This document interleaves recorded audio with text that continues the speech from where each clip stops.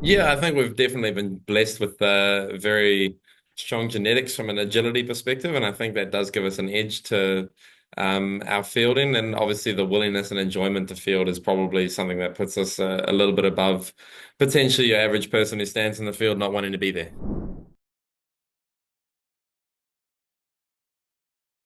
I mean, it's a team game. One guy can't win it. So I don't think it has anything to do with Shubman or his captaincy. I think T20 cricket has more to do with who's in form at the right point in time. And the Sunrisers and KKR were in the best form for the trip, you know. Um, the way they played in the first 2 years of the team's adventuring was fantastic, and they were in form, and it was awesome. And hopefully, we're in form this year. But I don't think it has anything to do with the way Shipman or the pressure that's under him. You know, he plays for India. Like, you don't get much more pressure than that.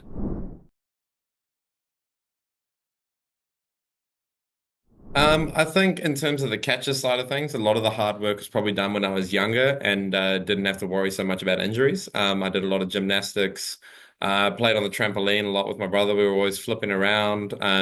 So I think that has a lot to do with the agility side of things. But nowadays, most of the catches you get are very stock standard and straightforward, and the hard work is probably the amount of ball just taken in my hand, trying to take 50 odd catches, most trainings if I can, varying, straight up, straight at me, and then varying different catches on the boundary as well. So I think it's just about the number of balls in hand as opposed to anything else. I probably don't train as much or if at all from the diving perspective anymore, just because of the injury factor. But when it comes to the game, it's definitely an attitudinal thing, throw myself around as much as possible and see how close I can get to some stuff. And a few of them happen to stick pretty well. I think it's just the enjoyment side of it. The love for bowling especially. There's always been a goal to try and be the best I can from a bowling perspective, and the that just brings about the want to train for as long as possible. I've always wanted to try and, every kid grows up wanting to be the best in the world, but I'm also realistic. There's guys like Virat and Shubman and Ratchin out there who are just absolutely ridiculous. So, and obviously I'm in a completely different situation to them from a roles perspective. So.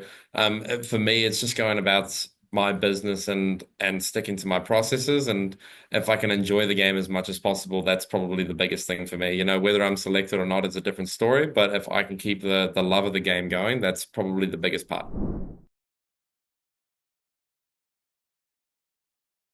I think franchise cricket is a tough one from the New Zealand cricket perspective.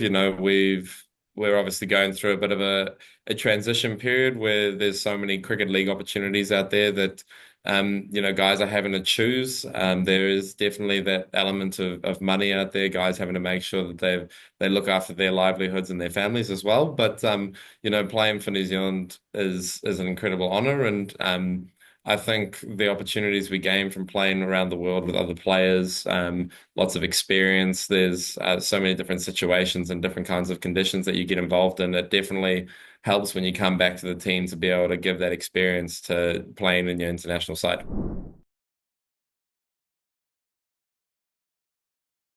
I haven't had any conversations, and it'd probably be one that I would keep under wraps for the team anyway. But obviously I've played in many different positions over the years, so whatever role I'm given, if I am given that role, is I'll try and do to the best of my ability.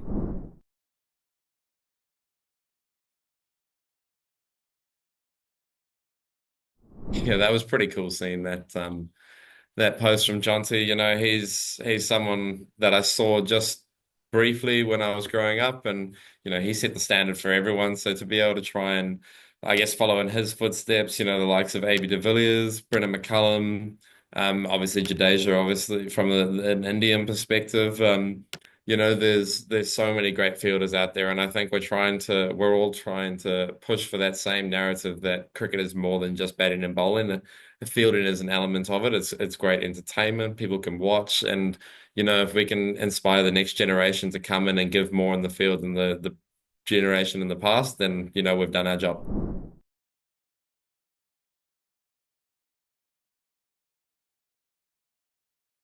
Um, I mean, I wish I could say I approach it differently to other leagues, but at the end of the day, I haven't really played enough of it to really have that much of a I guess a predetermined idea of how to approach it per se. I've had a couple of games sporadically here and there. I generally come into the tournament understanding that there's other players going to play ahead of me, and I accept that. It's part and parcel of the IPL as it is, and I just enjoy and respect every opportunity for what it is. But the crowds here are phenomenal. I've been lucky enough to play a number of international games in India now, and they're